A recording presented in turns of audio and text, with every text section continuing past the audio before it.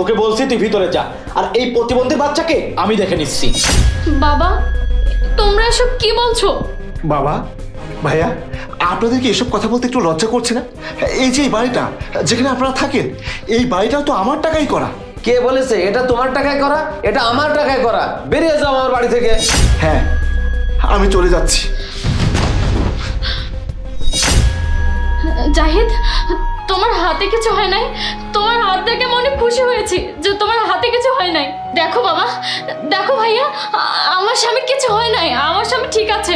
হ্যাঁ, আমার হাত ঠিক আছে আর আমার মাথাও ঠিক আছে। আমি তো শুধু পরীক্ষা করছিলাম যে কে আমার আপন আর কে আমার পর। দেখুন বাবা, দেখুন ভাইয়া, আমার তো মনে হয় না যে আমি বাইরে থাকার সময় আপনাদের জন্য আমি কম কিছু করেছি। মাসে মাসে লক্ষ লক্ষ টাকা পাঠিয়েছি যাতে আপনারা আরামাইসে চলতে পারেন। আমি কি না করি নাই। আজকাল তো মনে হয় কোনো ছেলে তার বাবা মায়ের জন্য এতটা করে না, আমি জামাই হয়ে আপনাদের জন্য যতটা করেছি।